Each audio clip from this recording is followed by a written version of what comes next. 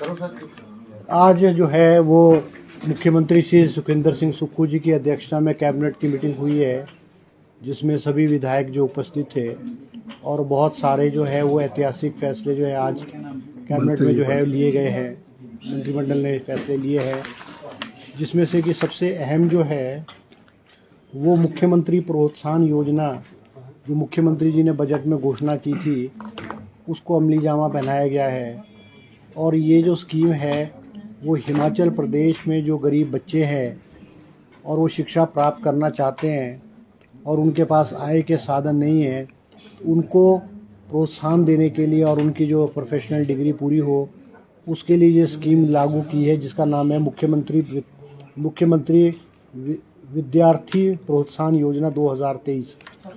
इसमें आज रूल्स की फॉर्मेशन की गई है, जिसमें कि जो बच्चा जिसके 60% से ज़्यादा मार्क होंगे वो एलिजिबल होगा।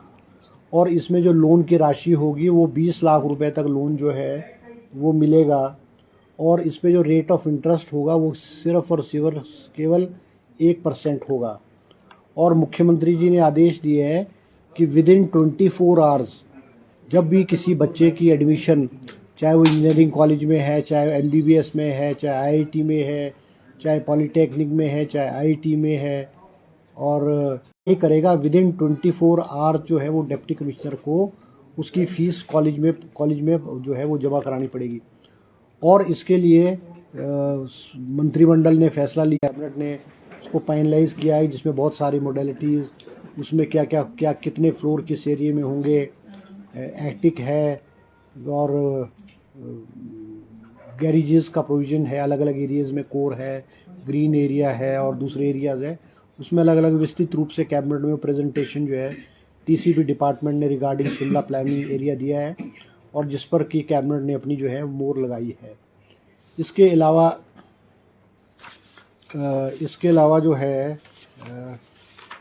वो जो ये बहुत लंबे अरसे से हमीरपुर सबॉर्डिनेट सर्विस बोर्ड के इंटरव्यूज़ लटके हुए थे, उन पे भी आज कैबिनेट ने निर्णय लिया है, जिसमें कि कोड 965 और कोड 1003 और कोड 1036, जिसमें कि 368 पोस्ट जो है वो JOIT की हैं, कुछ इसमें 325 JOIT की हैं। इन सब बच्चों को जो है वो पब्लिक सर्विस कमीशन दोबारा से इसके इंटरव्यूज़ कंडक्ट करेगा, क्योंकि इनमें सिर्फ एडवर्टीज़मेंट हुई थी, रिटन एग्ज़ाम नहीं हुए थे और कई उसमें अनियमितताएँ पाई गई थी। मगर इसमें दोबारा से कैबिनेट ने फैसला किया है कि जिन बच्चों ने अप्लाई किया है, लगभग कोई 1,49,000 के करीब बच्चे हैं, 1,49,860 बच्चे हैं जिन्होंने उस वक़्त अप्लाई किया था, उनसे कोई फ़ीस नहीं ली जाएगी। और जो ओवर एज भी बच्चे होंगे उनको भी इसमें कंसिडर किया जाए, जो आज ओवर एज हुए होंगे और at that time over age नहीं हुए होंगे, वो भी एलिजिबल होंगे इस पेपर को देने के लिए, इसके लिए होंगे। इसके अलावा जो है वो और भी छोटे छोटे फैसले किए गए हैं, जिसमें से ये कुफरी ये तो ये नहीं हुआ है। और हाँ, बस अड्डे के लिए लैंड जो है पब्लिक बस अड्डा जो है वो जोगिंदर नगर में वर्कशॉप के लिए अलॉट किया 15 बीघे, और धर्मशाला में जो है वो भी लैंड अलॉट की है बस स्टैंड के लिए। इसके अलावा जो है रिक्रूटमेंट प्रमोशन रूल्स में अमेंडमेंट किए ग्रेड 1 के लिए डिप्टी कमिश्नर ऑफिस में।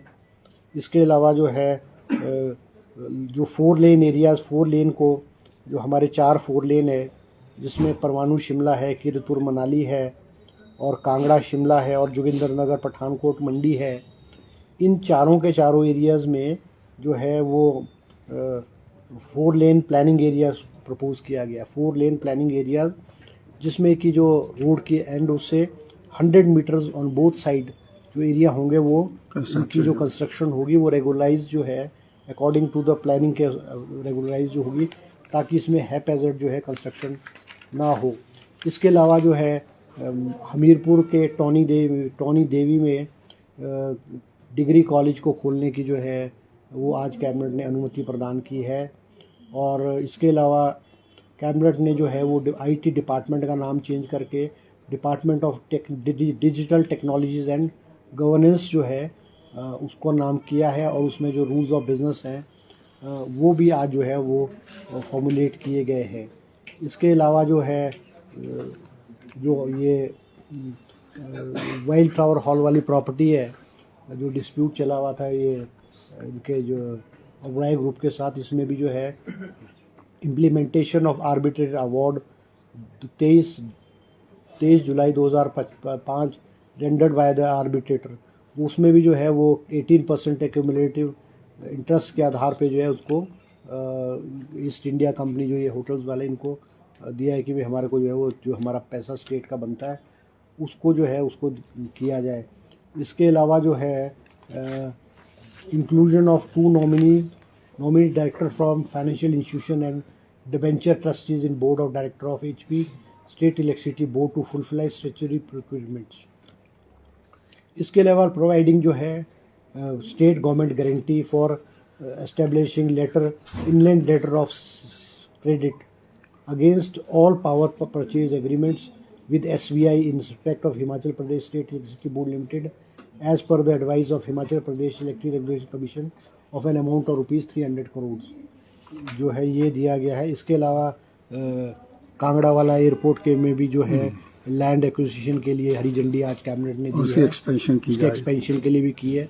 चंद्र कुमार इसमें डिटेल में आपको बताया। उसमें जैसा कि हमारे मंत्री जी आपको ब्रीफ कर रहे थे, थोड़ा इसमें ये भी है कि हम बड़ी जल्दी उसकी एक्विजिशन प्रोसीडिंग्स जो है करेंगे, और जितना पैसा उसके ऊपर खर्च होगा हम करेंगे। और जो कमेटी की रिकमेंडेशंस आई कि जो जो लोग वहाँ से जो है अपरूट होंगे, चाहे वो SC हैं, ST हैं, OBC हैं, जिनकी ऑक्यूपेशनल स्ट्रक्चर जो है वो अगर ख़त्म हो गए तो सरकार उनको रिवाइव करेगी और उनको ठीक ढंग से रिहेबिलिटेट करेगी।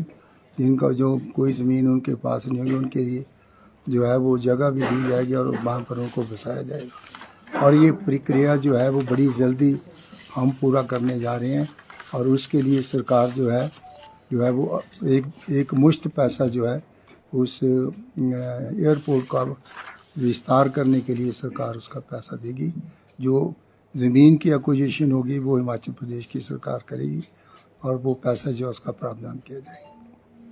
इसके अलावा जो एक और इशू जो है वो रह गया है, पुलिस चौकी बीड़ जिला कांगड़ा में उसका दर्जा बढ़ा करके पुलिस थाने बनाने के लिए जो है आज कैबिनेट ने स्वीकृति प्रदान की है। तो इस तरह से ये कुछ इश्यूज थे जो हमने आपके सामने जो है रखे हैं। शिमला डेवलपमेंट प्लान में क्या क्या है, अगर थोड़ा सा अगर वो डिटेल उसमें ना स्पेसिफिकली अलग अलग एरियाज में, कोर एरिया में कितनी मंजिल होंगी, ग्रीन एरिया में कितनी होंगी, और इन एरिया से बाहर कितनी मंजिलें होंगी उसमें स्पेसिफाई किया है।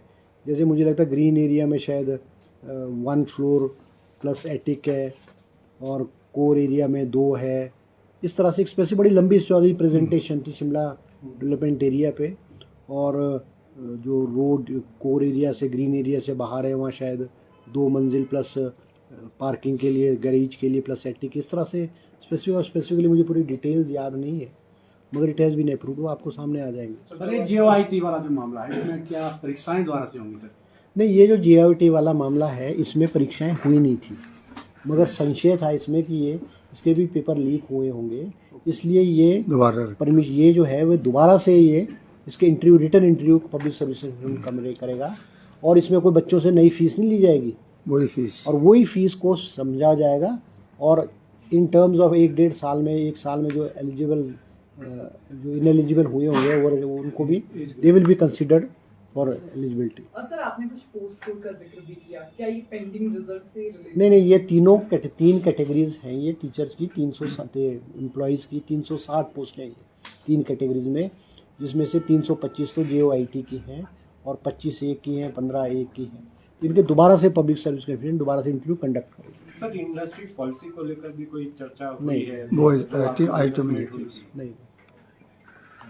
Okay, thank you.